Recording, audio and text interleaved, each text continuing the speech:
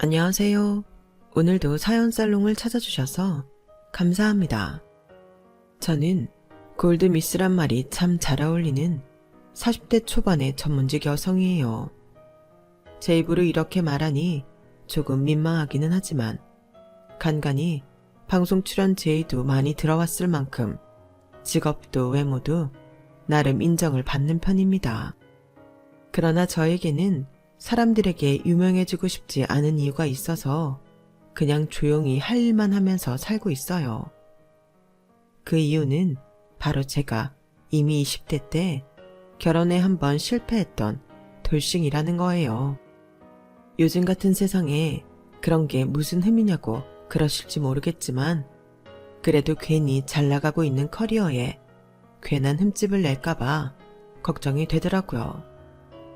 요즘은 방송만 나갔다 하면 인터넷에서 사람들이 어떻게든 흉을 보려고 하는 세상이잖아요. 저는 서울 가장 비싼 땅에서 변호사 사무실을 차려 대표로 일하고 있는 변호사거든요. 돈이 궁한 편은 아니다 보니 굳이 몇 푼 더 벌겠다고 그런 위험을 감수하고 싶지가 않더라고요. 그리고 이혼을 했던 기억이 저에게는 꽤나 큰 상처이기도 했거든요.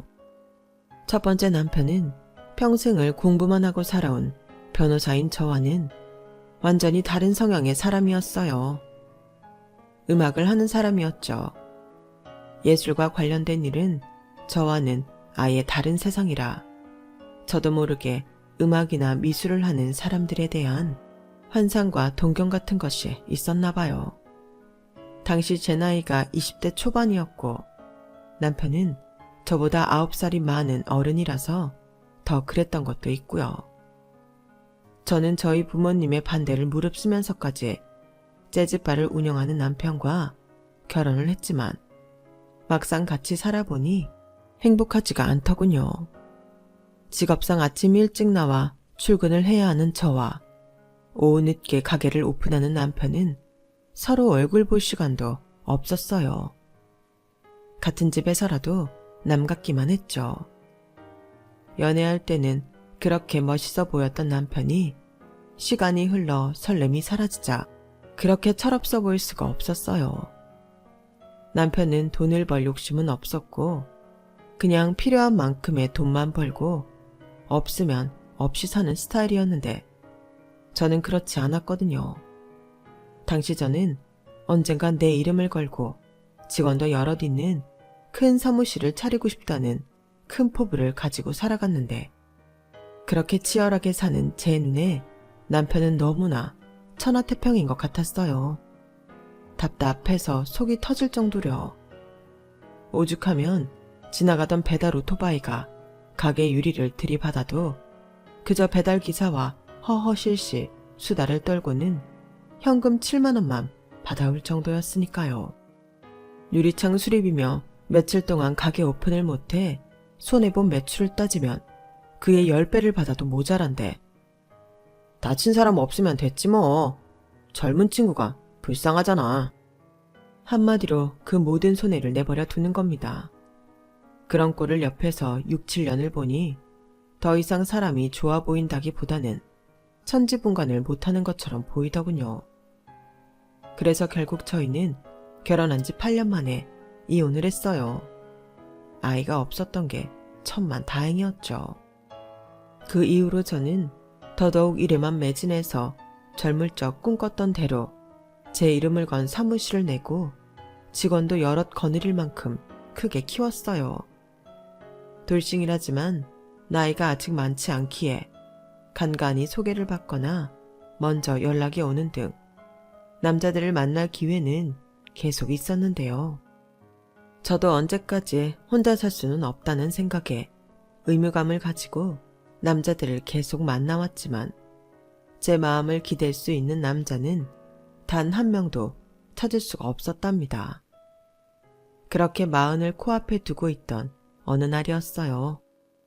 그때쯤에는 저도 제 자신이 혼자 살 팔자구나 라는 걸 받아들이고 마음을 거의 내려놓은 상태였어요. 이제 남자는 그만 만나고 싶다는 저에게 동료 변호사가 마지막으로 딱 한 번만 더 만나보라며 어거지로 성사를 시켜준 만남에서 저는 그전과는 다른 느낌의 남자를 만나게 되었는데요. 직업도 저와 비슷한 변리사였고 일 욕심이 많은 것도 저랑 잘 통했어요. 저보다 5살이 어린 남자였지만 전혀 어리다는 느낌이 없었고 내면이 단단한 사람이라는 느낌을 받았어요. 그렇게 느꼈던 이유는 자기 자신에 대해 굉장한 자신감이 있는 사람이었기 때문이었는데요. 처음 만났을 때부터 저에게 이렇게 이야기하더군요. 지금은 건물 3층에 새들어 사무실을 차렸지만 머지않아 건물 전체를 제 사무실로 꾸밀 겁니다. 1층 카페는 그대로 두고요. 아예 그곳을 거래처 미팅을 할 수 있는 저희 사무실 카페로 만들까 고민 중이에요. 포부가 굉장하시네요. 저도 누구든 목표를 크게 가질수록 좋다고 생각해요. 빈말이 아닙니다.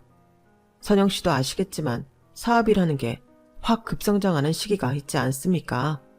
저는 꿈이 되게 큰 사람이에요.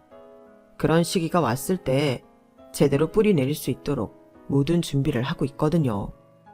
제가 가진 그릇을 지금보다 더 크게 키우려고 끊임없이 노력도 하고 있고요. 바빠서 연애는 좀 어려우시지 않으세요? 저도 솔직히 제 사무실이 있다 보니까 따로 개인적인 시간을 빼기가 쉽지가 않더라고요. 그게 힘들어서 떠난 남자분들도 많아요. 은석 씨가 너무 좋으신 분 같아서 제 입으로 먼저 얘기하게 되네요. 남자들은 워커홀릭인 여자 별로 안 좋아하잖아요. 그건 형편없는 남자들이나 그렇죠. 저도 일에 열정적인 사람이라 저와 비슷한 사람이 좋아요. 그리고 마음이 생기면 시간은 어떻게든 내기 마련이잖아요. 혹시 알아요? 저랑 만나면서 개인적인 시간이 많아지게 될지. 부담스럽지도 않고 그렇다고 너무 잘난 척만 하는 것도 아니고 사람이 참 호감이더군요. 한눈에 저와 결이 같은 사람이라는 걸 알게 되었어요. 그렇게 저희는 일주일에 한 번, 2주일에 한 번 천천히 만남을 가지다가 점점 연인 사이로 발전하게 되었답니다. 일정이 바쁜 건 둘 다 마찬가지였지만 주로 시간을 내서 오는 쪽은 남자 쪽이었고 올 때마다 적극적인 태도를 보였는데요. 그렇게 꾸준히 한결같은 모습을 보이니 저도 점점 마음이 열리게 되더군요. 그렇게 천천히 시작된 저희의 만남은 어느새 1년을 훌쩍 넘기게 되었죠. 그러던 어느 날 저희가 저녁에 만나기로 한 날이었어요. 그날 저는 사무실에서 처리해야 하는 일은 일찍 끝났고 남은 잔업들은 노트북으로도 충분히 할 수 있었거든요. 그래서 그 남자의 특허 사무소 건물 1층에 있는 카페에 미리 가서 남자를 기다리고 있었어요. 같이 갔던 직원과 한 서너 시간 작업을 하고 있는데 예상보다 시간이 자꾸 늦어지던 남자는 결국 저에게 전화를 하더군요. 미안해. 오늘 급하게 수원에 올 일이 있어서 나왔다가 서울로 돌아가는데 차가 너무 막히네. 혹시 당신 집으로 먼저 가 있을래? 집으로 바로 가는 게 빠를 것 같아. 하필 출퇴근 시간이 겹쳐버렸구나. 알았어. 그럼 집으로 가 있을게. 천천히 와. 나 바쁜 거 없으니까. 알았어. 집이 가까워서 다행이다. 저녁 사갈까? 아니야. 그냥 집에서 밥 먹자. 이따 봐. 그렇게 통화를 마치고 저와 저희 직원은 바로 자리를 정리하고 일어나려고 했어요. 괜히 저 때문에 퇴근 시간이 늦어진 직원에게 미안해서 집에 가서 먹으라고 빵을 여러 개 시키러 맞은편 빵집에 갔죠. 저희 직원이 그때 다리가 불편해서 움직이기가 어려웠거든요. 마침 맞은편 빵집은 나름 맛집이라고 유명한 곳이라 식사가 될 만한 거 이것저것을 골라왔어요. 그런데 카페 안으로 들어가려니 문 앞에서부터 사람들이 웅성웅성 거리는 겁니다. 잠깐 사이에 무슨 일인가 싶어 사람들을 비집고 들어가려는데 경찰차까지 골목으로 들어오고 있더군요. 배상? 배상? 이봐요 아가씨. 그 단어 뜻은 알고나 하는 말이에요? 이 커피 자국이 잘 지워지는 줄 알아요. 이건 제 옷도 아니고 저희 대표님 옷이라니까요. 당연히 아줌마 실수로 벌어진 일이면 아줌마가 배상하는 게 맞는데 대체 왜 언성을 높이세요? 이 옷이랑 가방이 다 얼마짜리인 줄이나 아세요? 아니, 젊은 아가씨가 진짜 까탈스럽게 구네. 그거 세탁비 한 10,000원이면 되겠구만. 그리고 그렇게 아끼는 옷을 뭐하러 이런 곳에 들고 나왔어? 아주 장롱 속에 고이 모셔둘 것이지. 세탁할 것들이었어요. 애당초 아줌마가 이런 말도 안 되는 실수를 안 저질렀으면 됐잖아요. 그리고 아줌마, 저한테 자꾸 이렇게 위협적으로 언성 높이는 것도 제가 문제 삼을 수 있거든요. 야, 너 내가 누군 줄이나 알아? 그따위 협박에 내가 넘어갈 것 같아? 내 아들이 별리사야 별리사. 새파랗게 어린 게 어디서 눈을 똑바로 뜨고. 손님들이 출입하는 문을 떡하니 가로막고 소란이 일어나니 들어오려는 사람들도 눈치를 보다가 가버리더군요. 상황을 파악한 카페 매니저가 여기서 이러면 안 된다고 아줌마를 말려보려고 해도 그분은 더 큰 소리를 내더군요. 놔! 어디에다가 손을 대? 당신 여기 건물에 새들어 장사하는 거 아니야? 내 아들이 좀만 있으면 이 건물 주인이야. 장사 접고 싶어? 한두 번도 아니고 매번 이런 식이면 저희도 이제 손님께는 장사 못해요. 뭐야? 그때 경찰 2분이 문을 비집고 들어가더군요. 카페 매니저가 부른 경찰인 것 같았는데 싸움은 어느새 제 직원과 아줌마의 싸움이 아니라 카페 매니저와 아줌마의 싸움이 되었죠. 저는 얼른 들어가 제 직원이 다치거나 피해본 건 없는지 살폈습니다. 다행히 커피는 제 옷과 가방에만 묻었고 직원은 괜찮았어요. 사무실에서 미팅 때 가끔 입던 옷이라 세탁을 하려고 일부러 가져온 것이었는데 괜한 소란 피우고 싶지 않아 경찰에게 저희는 따로 책임을 묻지 않을 테니 2분의 1만 처리하시면 된다고 말씀드렸죠. 경찰을 고맙다며 저희를 인파 밖으로 에스코트 해주셨고요. 대표님 죄송해요. 제가 괜히 대표님 외투랑 가방을 미리 들고 나와 있겠다고 해서. 뭐가 죄송해. 잘못한 사람은 따로 있는데. 됐어. 계획대로 이거 드라이 클리닝이나 맡기면 돼. 놀랐을 텐데 얼른 들어가. 이거 들고. 네, 조심히 들어가세요. 그때는 참 살다 별일이 다 있구나 하고 말았어요. 뉴스나 사무실 안에서 간접적으로 들을 법한 사건을 실제 현황으로 지켜보니 직접 겪은 의뢰인들은 참 기가 차겠다 싶은 생각뿐이었죠. 그리고 그 사건은 시간이 지나며 점점 잊혀져 갔어요. 약 6개월쯤 흘렀을까요? 저는 만났던 남자에게 프로포즈를 받게 되었어요. 사실 예상을 아예 못한 것은 아니었지만 저는 아직 마음의 준비를 하지 못한 상태였는데요. 섣부른 결정을 내리지 않으려던 저였지만 그 남자는 그런 저의 마음을 기어코 돌려놓더군요. 나는 이미 한번 결혼에 실패해본 사람이야. 당신 집안에서 나를 싫어할 수도 있고 나도 모르게 당신한테 상처를 줄지도 몰라. 지금 이렇게 지내는 것도 나는 좋은데 굳이 결혼을 해야겠어? 당신한테 힘든 일인 거 알아. 그렇지만 나도 가벼운 마음으로 이야기하는 거 아니야. 당신이 아니면 안 되겠어서 그래. 내가 당신이 전에 받았던 상처들 다 하나도 기억 안 날 만큼 행복하게 해줄게. 나 한 번만 믿어줘. 지금 이렇게 지내는 것도 좋지만 나는 당신과 평생을 함께하고 싶어. 그러한 약속의 증표인 결혼을 하고 싶고 당신이 받았던 이전의 상처도 내가 안아주고 싶다는 거야. 그리고 당신이 나에게 상처를 줄지도 모른다는 불안감도 가지지 마. 내가 다 이해할 수 있어. 내가 당신이 전에 받았던 상처들 다 하나도 기억 안 날 만큼 행복하게 해줄게. 나 한 번만 믿어줘. 그렇지만 부모님께는 말씀드려 본 거야. 아버지는 하늘에서 축복해 주실 거야. 엄마도 내가 잘 말씀드리면 돼. 어차피 결혼하더라도 엄마는 많이 만나지도 않을 건데 뭐. 걱정하지 마. 당신처럼 예쁜 며느리 데려오면 오히려 좋아하실 거야.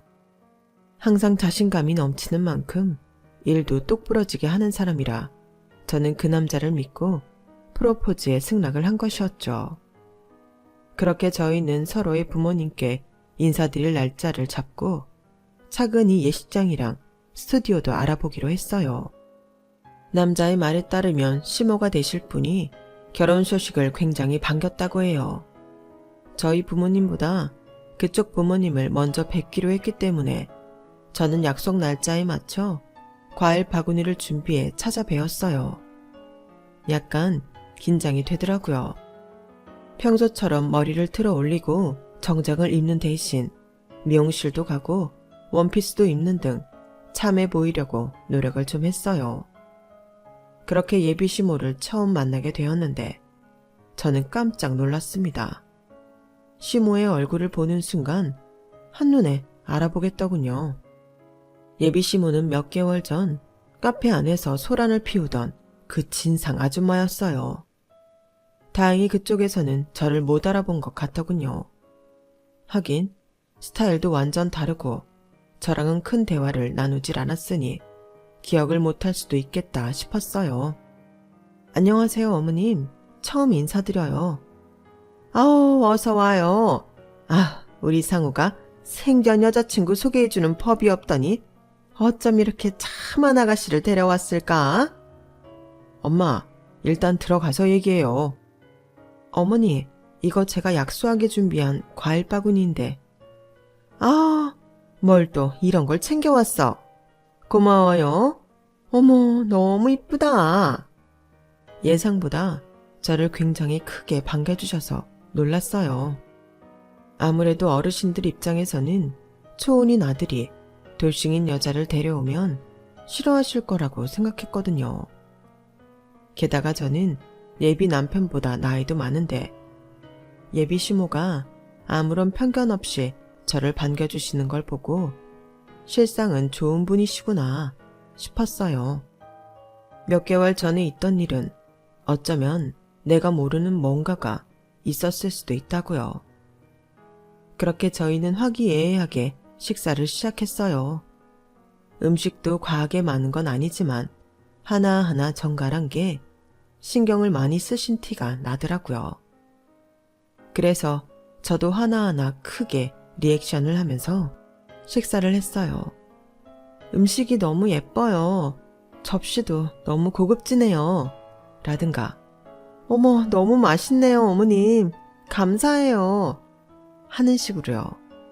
예비 시모는 그런 저의 칭찬에 한껏 기분이 좋아지신 것 같았죠. 그렇게 잘 풀려가나 싶었는데 예비 시모가 저에게 질문을 하는 거예요. 너무 기본적인 질문을요. 저는 순간적으로 정말 당황하고 말았어요. 그런데 혹시 나이가 어떻게 돼요? 우리 상우보다 많이 어린가? 예? 아, 제가 상우 씨보다 5살 많아요, 어머님. 아, 얘기 못 들으셨어요? 뭐? 상우보다 5살이나 많다고? 당신이 너무 동안이라 우리 엄마가 헷갈렸나 보다. 근데 나이가 뭐가 중요해, 엄마. 봐봐. 엄마도 당연히 나보다 어릴 거라고 생각할 만큼 이 사람 동안이잖아. 그럼 내일 모레면 40이겠네? 여자 나이 40이면 적지도 않은 나이인데 그동안 시집 안 가고 뭐하고 살았어요? 아, 저는 어릴 때 한번 다녀왔었어요. 뭐라고? 좋았던 분위기는 한순간에 찬물을 끼얹은 것처럼 얼어붙었죠. 저는 당황스러운 눈빛으로 예비 남편을 보았는데 글쎄 이 인간이 오히려 저를 못마땅한 눈빛으로 보더군요. 그 뒤로는 다들 말도 없이 음식만 깨작대다가 예비 남편이 그만 일어나자며 앞서 나선 덕분에 겨우겨우 자리를 마칠 수가 있었어요. 사람 좋은 웃음을 가득 띄고 있던 예비 시모는 제가 인사를 드리고 나올 때까지 절 쳐다도 안 보더군요. 저와 예비 남편은 집을 나와 차에 타자마자 크게 싸웠어요. 당신은 눈치도 없다. 거기서 꼭 그렇게 사실대로 말을 해야 돼? 뭐? 이런 문제는 당신이 미리미리 말을 해놨어야 하는 거 아니야? 그럼 내가 거기서 어머님 상대로 거짓말이라도 해야 된다는 거야, 뭐야? 그 나이 어르신들 생각하는 거야 뻔하잖아. 그렇게 사람 많이 만나보고도 이 정도 눈치가 없어? 굳이 알 필요가 없는 사실을 왜 알려서 미움을 사서 받느냔 말이야. 막말로 우리 엄마가 당신 호적을 파보길 하겠어. 뭘 하겠어? 우리 입만 다물고 있으면 평생 모르고 사실 거라고. 그렇다고 속일 걸 속여야지. 콕 집어서 이때까지 결혼 안 하고 뭐 했냐는데 그럼 거기 대고 일만 했다고 해? 그런 대답은 좋아하실 것 같아? 당신이 미리 어머님을 설득했거나 아니면 나한테 미리 언지를 주던가 했어야지. 이런 식으로 어른 속여가면서까지 해야 되는 결혼이었으면 내가 처음부터 이 결혼 안 한다고 했을 거 아니야. 저희 말에 예비 남편은 아무런 대꾸도 안 하고 운전만 하더군요. 저는 그날 이후로 이 결혼을 다시 생각해 보겠다며 예비 남편과 일절 만나질 않았어요. 솔직히 예비 남편도 돌싱인 나와 결혼하는 게 눈치가 보이고 창피한가 싶어서 상처도 많이 받았죠. 역시 내 팔자에 결혼은 없구나 하는 생각도 많이 들었고요. 저는 정말로 이 결혼을 취소할 생각이었어요. 하지만 예비 남편의 생각은 달랐나 봅니다. 크게 싸움을 벌인 그 다음 날부터 예비 남편은 저에게 꾸준히 연락을 했어요. 전화는 안 하고 문자로만. 자신의 생각이 짧았다며 다시 기회를 주면 이번에는 저를 실망시키지 않겠다며 하루도 빠짐없이 아침 저녁으로 문자를 했죠. 약 3주 후쯤에 저희는 다시 만나서 진지하게 얘기를 나눴습니다. 저는 예비 남편을 계속 만나는 건 좋지만 결혼은 싫다고 했어요. 그때 어머님 표정 봤지? 이미 어머님은 날 며느리감으로 보지 않으셔. 나도 이해하는 부분이야. 당신은 결혼이 하고 싶은 거야? 나랑 만나고 싶은 거야? 결혼이 하고 싶은 거라면 미안하지만 우리는 이쯤하고 정리하는 게 맞아. 아니, 나는 당신이랑 결혼을 하고 싶은 거야. 그날은 내가 미안해. 내가 생각이 많이 짧았어. 그런데 나는 원래 엄마랑 연락도 잘 안 하고 왕래가 거의 없어. 그래서 그랬던 거야. 엄마는 어려서부터 워낙 극성이라 나도 아버지도 힘들어했거든. 당신 불편하게 만든 건 미안해. 하지만 결혼식만 끝나면 정말 우리 엄마 얼굴 볼 일 별로 없을 거야. 그래도 힘들면 내가 무조건 당신 편 들고 당신 지켜줄게. 약속해. 그러니까 이런 게 불편하다고. 내가 당신 어머니랑 당신 사이에 놓인 방해물 같잖아. 방해물이라니. 아니야. 그냥 불편한 부분만 조금 피해가는 것뿐이야. 당신도 나만 봤을 때는 결혼 승낙해줬었잖아. 어차피 결혼 생활이라는 게 우리 둘이서 해나가는 거고 우리 엄마 볼 일은 1년에 열흘이나 되려나? 며칠 안 되잖아. 그런 작은 불편함 없도록 내가 잘 조율해 본다는 거야. 원래도 왕래가 없는 편이라고? 그래, 항상 그랬어. 이미 밝혀진 건 어쩔 수 없고 그건 내가 엄마를 잘 설득해 볼게. 당신은 한 가지만 해줄 수 있겠어? 뭔데? 당신이 그냥 변호사 사무실 직원이라고만 해줘. 알잖아. 그 나이 때 어르신들은 괜히 아내가 남편보다 돈 잘 번다 그러면 여자가 드세다는 등 하면서 뭐라고 하셔. 물론 나는 당신 능력 있는 사람인 거 너무 좋지. 근데 어르신들 입장에서는 그게 아니니까. 당신이 이거 하나만 해줘. 돈은 나랑 엇비슷하게 번다고 말할게. 결국은 어머님을 속여야 한다는 거잖아. 이게 뭐가 속이는 거야? 변호사 사무실에서 일하는 건 맞잖아. 그리고 당신이 직접 이야기할 일은 없을 거야. 내가 따로 말씀드릴게. 당신은 그냥 알고만 있어. 저는 끝까지 내키지는 않았지만 예비 남편이 하도 부탁을 하니 그것 하나는 해주겠다고 했어요. 그 이외에 다른 거짓말은 더 이상 하고 싶지 않다고 했고 예비 남편도 알았다고 했죠. 그렇게 합의가 되자 예비 남편은 나머진 다 자기가 알아서 하겠다며 저에게 호언장담을 하더군요. 저희는 그렇게 다시 결혼 준비를 해나가기 시작했어요. 예비 시모를 다시 한번 찾아뵈어야 하나 싶었는데 그럴 필요가 없더군요. 저희가 다시 결혼 준비를 시작하자마자 예비 시모에게서 연락이 왔거든요. 오늘 저녁에 준모렴? 오늘 저녁은... 네, 다행히 시간 되네요. 어머님 댁으로 가면 되나요? 그럼 우리 집으로 오지 어디로 오니? 바쁜 우리 아들 데려오지 말고 너 혼자 와. 네, 알겠습니다. 쎄한 느낌이 들었지만 예상 못했던 일도 아니고 그날은 오후에 바쁜 일이 너무 많았어서 예비 남편에게 따로 연락을 한다는 걸 깜빡했어요. 일이 끝나는 대로 저는 예비 시모를 만나러 갔어요. 바로 며칠 전 예비 남편이 저에게 부탁한 것도 있고 해서 이번에는 괜히 예비 시모의 심기를 건드리는 소리를 하기보다는 그냥 좋게 좋게 이야기를 하고 와야겠다 마음을 먹었습니다. 집 앞에 도착해서야 예비 남편에게 짧은 문자를 남기고 저는 예비 시모를 만나러 들어갔는데요. 예비 시모는 저를 한번 힐끗 보더니 주방으로 들어가며 따라오라더군요. 인사도 없이요. 저는 일단 따라 들어갔는데 배추가 한 30포기 정도 깔려 있는 겁니다. 예비 시모는 턱짓으로 배추를 가리키며 저에게 말했어요. 김장은 할 줄 알지? 하면서 듣거라. 좋게 좋게 시간 보내고 오려고 했는데 이게 무슨 상황인가 싶어 몇 초 동안 가만히 있었어요. 그러자 예비 시모는 뭐해?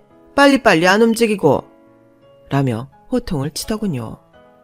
뭔 일인가 싶었지만 일단 비닐 장갑을 끼고 김장을 시작했습니다. 예비 남편에게 문자를 보내놨으니 조금만 기다리면 알아서 조치를 하겠거니 했어요. 제가 김장을 시작하자 예비 시모는 저에게 줄줄이 시간표를 읊어주더군요. 앞으로 결혼하게 되면 남편에게 어떻게 해야 하는지 시간대별로 행동을 정리한 내용이었죠. 상우는 옛날부터 7시 반에 딱 아침을 먹였다. 그거 없으면 아침이라 밥을 잘 못 넘겨. 그러니 항상 담백한 국물을 같이 차려라. 알겠니? 아침부터 빨간 거 먹이지 말고. 상우 아침 먹을 동안 너는 상우가 입고 출근할 정장 달아놓으면 돼. 너는 일반 직원이라 출근 9시부터 6시까지일 거 아니니? 맞아? 네, 어머님. 그래, 네가 상우만치는 아니겠지만 그래도 돈은 벌어온 데니 그것까지 관여하지는 않으마. 상우 정장만 다려놓고 너는 출근 준비해도 좋아. 퇴근은 네가 훨씬 빨리 할 테니 들어와서 바로 빨래랑 집안 청소부터 하고 환기까지 마친 후에 저녁을 차리도록 해라. 생활비는 30만 원 이하로 맞춰. 괜한 돈 쓴다고 살림 잘하는 게 아니다. 조금만 발품 팔면 시장에서 값싸고 깨끗한 재료들 구할 수 있으니 신혼집 마련하는 대로 그것부터 좀 알아봐라. 여기까지 알아들었니? 네, 어머님. 그리고 그날 상 차린 거, 그때 돈 쓴 거 전부 나한테 보고해. 네, 어머님. 네? 보고요? 그래. 네가 그전에 얼마나 살림을 못하면 소박을 맞았겠느냐 말이야. 밥만 잘해도 집 나간 남편이 돌아온다는데 상우가 너랑 결혼을 해야겠다고 하니 내가 가르쳐주는 거야. 어디 가서 이런 상차림 배우려고 하면 수업료를 얼마나 내야 하는 줄 아니? 돈 굳혔다 생각하고 열심히 배워. 그놈의 상우는 연락을 본 건지 만 건지 강간무소시키고 저는 이런 기가 막히는 소리를 들으며 김장을 하는 게 맞는 건가 싶더라고요. 그래서 조심스럽게 매일같이 그 내용들을 지키는 건 어려울 것 같다고 말했어요. 그러자 예비 시모가 노발대발 하는 겁니다. 어머님, 저도 야근이 있을 때가 많고 매번 집에서 요리를 하기는 어려울 수 있어요. 최대한 요리를 해보긴 하겠지만 그때그때 사진을 찍고 보고를 하는 건 좀 무리일 것 같은데요. 시간이 날 때마다 연락은 드려볼게요. 뭐? 시어머니가 한 수 가르쳐주면 얌전히 네 하고 대답이나 할 것이지? 어디서 눈을 똑바로 뜨고 말대답이니? 네가 하는 일이 중요해봤자 얼마나 중요하다고. 이 정도 살림도 못하겠다는 소리가 나와? 넌 벌써부터 태도가 글렀다. 글렀어. 어쩌면 해보지도 않고 못하겠다는 소리부터 할 수가 있느냔 말이야. 제가 전업주부면 몰라도 출퇴근 시간이 뻔히 있는데 못하는 걸 할 수 있다고 말씀드릴 수는 없잖아요. 최대한 해볼게요. 네가 그렇게 어른을 우습게 하니 어린 나이에 소박이나 맞지. 딱 그때 맞춰 예비 시모의 핸드폰이 울려대더군요. 예비 남편이 건 전화였습니다. 예비 시모는 자리를 비켜 안방에서 한동안 예비 남편과 통화를 하는 것 같았어요. 그제서야 장갑을 벗고 제 핸드폰을 확인해보니 예비 남편이 이쪽으로 오고 있다더군요. 예비 시모가 통화를 마치자 곧이어 예비 남편이 집 안으로 들어왔고 저를 얼른 데리고 나왔어요. 왜 이렇게 연락이 안 되나 했어. 엄마는 갑자기 사람을 이렇게 오라가라 하면 어떡해. 오늘 웨딩 플래너랑 만나야 하는데 엄마 때문에 약속 시간 미뤘잖아. 아니 너는 왜 그런 일이 있으면 있다고 말을 안 했니? 아니야. 원래 약속된 게 아니라 갑자기 연락이 온 거야. 스튜디오에 무슨 문제가 생겼다고. 우리 얼른 지금 가봐야 돼. 이미 늦은 시간이라서 우리 갈게. 그러면서 저는 인사도 제대로 못하고 예비 남편의 손에 이끌려 나왔죠. 그날도 저는 예비 신랑에게 볼멘 소리를 안 할 수가 없었습니다. 저에게 무리한 요구를 하는 어머님도 불편하지만 매번 이런 식으로 넘어가야 하는 것도 불편하다고요. 하지만 예비 남편은 또다시 저에게 결혼식 전까지만 조금만 참아달라고 싹싹 빌었고 저는 또다시 그렇게 애매하게 넘어가고 말았답니다. 예비 남편만 보자니 사람은 좋고 예비 시모에게서 저를 빼온 걸 보면 또 칼같이 결혼을 접자고 하기가 그랬거든요. 그 뒤로 예비 신랑이 뭘 어떻게 얘기한 것인지 예비 시모는 저에게 연락을 해온 적이 없었어요. 상견례 날 전까지는요. 상견례 날짜가 잡히고 난 뒤부터 저는 재판에서도 안 겪어본 긴장감이 몰려오더군요. 약 열흘 동안 소화가 안 돼서 죽만 먹었을 정도로요. 상견례 자리는 저희 부모님도 오시니 예비 시모가 괜한 소리를 해대다가 어른들 싸움으로 번지면 어쩌나 하는 불안감이 밀려왔거든요. 저는 지금이라도 오해를 풀어야겠다 싶어 예비 남편에게 미리 연락을 했어요. 지금이라도 제가 대표 변호사라고 말을 하라고요. 괜히 우리 부모님 보시는데 또 나보고 직원 주제에 어쩌고 하다가 분위기 이상해지면 어떡해. 우리 부모님도 한 성격 하셔. 그리고 내 첫 결혼 때 이후로 연락 안 하다가 다시 연락하고 지낸 지 몇 년 안 됐단 말이야. 큰일로 번지기 전에 당신의 어머니께 미리 얘기를 좀 해봐봐. 아우, 나도 다 생각이 있지. 내가 다 알아서 할게. 걱정하지 마. 앞으로 다시는 저번 같은 일 안 겪게 할 테니까 걱정하지 마. 꼭 말씀드려. 꼭. 내가 다 알아서 한다니까. 당신은 당신 부모님만 신경 써. 그렇게 호언장담을 하길래 저는 예비 남편을 믿고 있었어요. 그간의 오해를 알아서 잘 풀었겠거니 했었죠. 그래서 예비 시모에게 연락이 왔을 때도 가벼운 마음으로 받을 수가 있었던 거예요. 예비시모는 전보다는 조금 누그러진 말투로 상견례 시간 조금 전에 단둘이 잠깐만 보자고 하더군요. 그래서 저 역시 전보다 당당하게 네 어머님 그때 뵙겠습니다 하고 대답을 드렸고요. 어차피 다들 각자 자가용을 타고 오기로 했으니 예비시모와 제가 1시간 일찍 만나는 건 문제가 없었어요. 2층이 예약해둔 레스토랑이었기에 저희는 1층 카페에서 먼저 보기로 했는데요. 예비시모가 한 20분 정도 늦더군요. 그건 별 신경도 쓰지 않았어요. 자리가 자리이다 보니 이것저것 신경 쓸 게 많았을 것이고 다른 사람들보다 일찍 나오는 거니 문제가 되지 않는다고 생각했죠. 뒤늦게 도착한 예비시모는 제 맞은편에 와서 앉더니 인사도 없이 대뜸 시비부터 걸더군요. 먼저 인사를 드리려 일어나려던 저는 어정쩡하게 다시 의자에 앉았어요. 너 아주 웃기는 애들아? 네? 너 오늘 있을 일도 우리 상우한테 쪼르르 달려가서 일러 바칠 거니? 참나, 나이는 어디로 처먹은 건지. 너보다 한참 동생인 애한테 그렇게 매번 징징대는 거 창피하지도 않아? 어머님, 무슨 말씀을 들으셨길래. 아니, 내가 너한테 뭘 얼마나 못되게 굴었다고 매번 상우한테 나를 이간질 시키느냔 말이야. 애를 어떻게 얼마나 구워 삶았으면 너한테 연락도 못하게 해. 너 걔한테 뭐라고 했니? 똑바로 말해. 어머님, 제가 그러라고 얘기한 게 아니고요. 또 예비 남편이 뭔가 잘못 말했구나 싶어서 제가 제대로 이야기를 하려는데 갑자기 눈앞이 번쩍하더군요. 예비 시모가 제 뺨을 있는 힘껏 내리친 거였죠. 아무리 화가 났다고 해도 폭력을 휘두르다니요. 그것도 요즘 같은 시대에.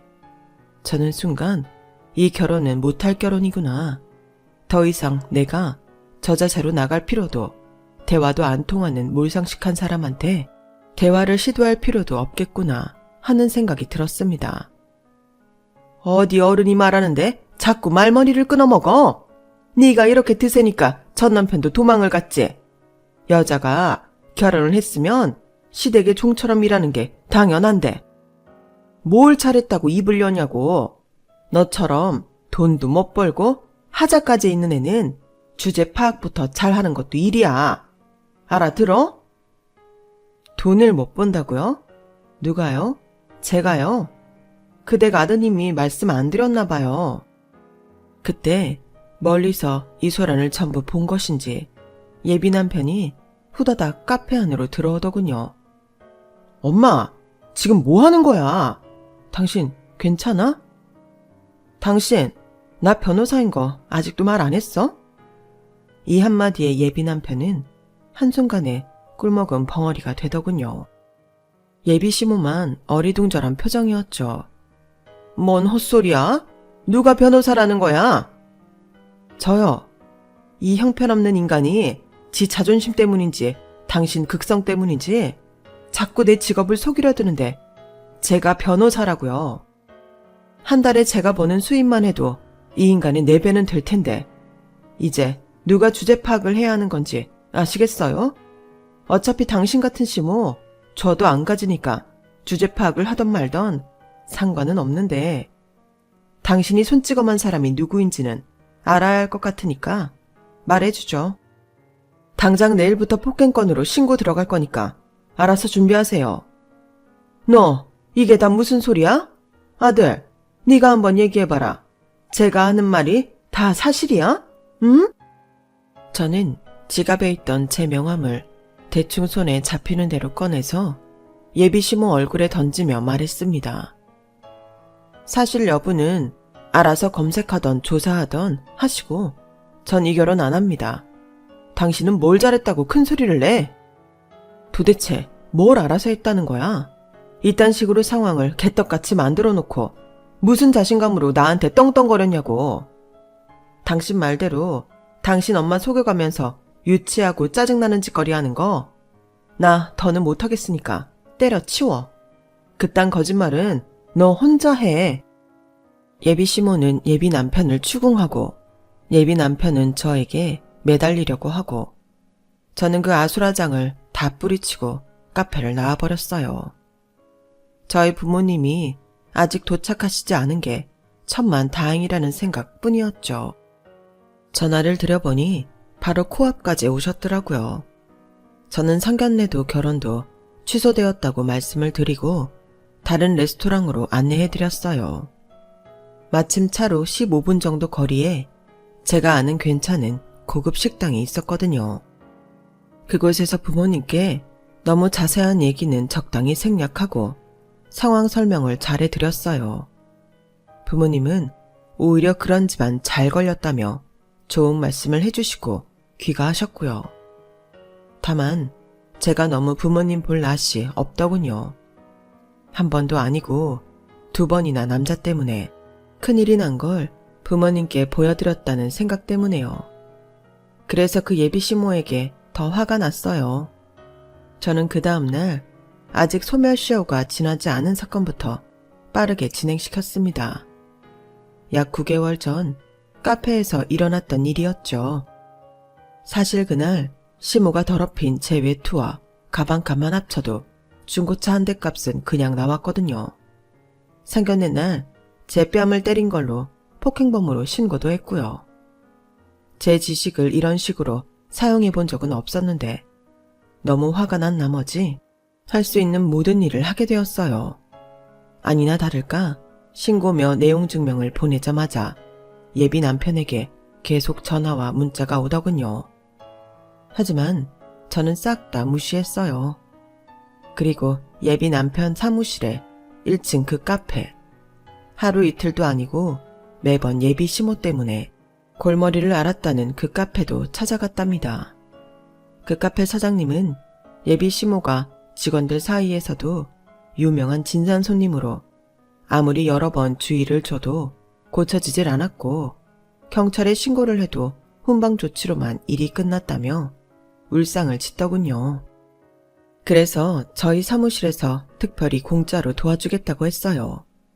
그간의 피해 전부 배상받을 수 있게 해드리겠다고요.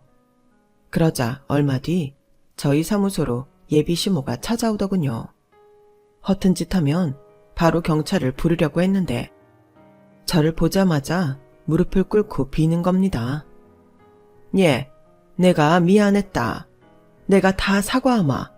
그러게 처음부터 거짓말하지 않고 잘라내라고 얘기를 하지 그랬니? 이거 내용 증명이니 배상이니 그만하고 우리 아들이랑도 결혼하렴. 내가 다 허락하마. 어디가 내가 사과하잖니?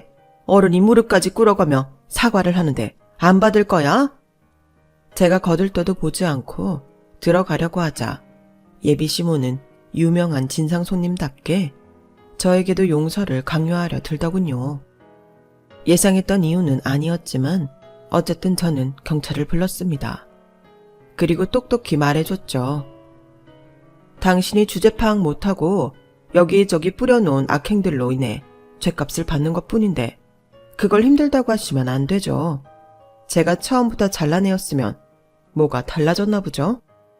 그렇게 인생 비겁하고 비굴하게 사는 거 안 쪽팔리세요? 오늘 저희 사무실 온 것도 경찰 불렀으니까 그렇게 아세요. 폭행 가해자가 피해자를 이렇게 당연하게 찾아오니 제가 위협을 느껴서요. 결국 예비 시모는 또 한 번 경찰에게 이끌려가고 저는 차질 없이 하던 일을 진행시켰어요. 예비 시모는 저에게도 카페 사장에게도 전부 배상금을 지불해야만 했죠. 저는 사실 제가 심하게 굴었다고 생각하지는 않았어요. 예비 남편도 돈을 어느 정도 벌던 사람이라 이 정도 금액은 껌값이라고 생각했거든요. 그냥 귀찮고 기분이 나빠 보라는 의도였고 그래서 예비 시모가 저를 찾아온 것도 오버하고 있다는 생각뿐이었습니다. 그런데 나중에 알고 보니 예비 남편은 이미 여러 가지 소송에 휘말리고 있는 중이었더군요. 들리는 소문으로는 작은 회사나 개인의 아이디어를 특허 내주려는 척 하다가 큰 업체에 그 아이디어를 파는 짓을 했다더군요. 제 가족한테도 거짓말을 일삼을 때부터 그 싹을 알아봤어야 하는 건데 말이에요. 제가 아무리 사람을 다루는 직업을 오래 했다고 해도 주변 사람들을 보는 건 여전히 어려운 일이라는 걸 또 한 번 깨달았어요. 저는 그때 그 사건 이후로 오히려 부모님이랑 연락을 더 자주 하고 살고 있어요. 왜인지는 모르겠으나 제가 너무 안 좋은 예를 보아서인지 그때 이후로 기회가 오면 부모님께 제 이야기를 터놓고 말하게 되더군요. 전에는 말을 많이 하지는 않았는데 그러다 보면 오해가 쌓일 수 있잖아요. 그렇게 대화를 나누다 보니 부모님도 제 말을 편견 없이 들어주시고 좋은 대화들을 많이 나눌 수 있었어요. 이제는 서로 농담도 하게 되었죠. 팔자에도 없는 남자에게 정신이 팔리는 것보다는 그 시간에 제 부모님께 더 잘하지 않은 생각에 요즘은 집에 자주 놀러가고 있답니다. 긴 이야기였지만 끝까지 들어주신 분들 정말 감사합니다. 여러분의 가정에도 항상 솔직한 이야기가 가득하고 화목한 가정이 되시길 바랄게요. 여러분, 사연 댓글의 응원과 현명한 조언 부탁드려요. 좋아요와 구독은 저에게 큰 힘이 됩니다. 오늘도 좋은 일 가득하세요.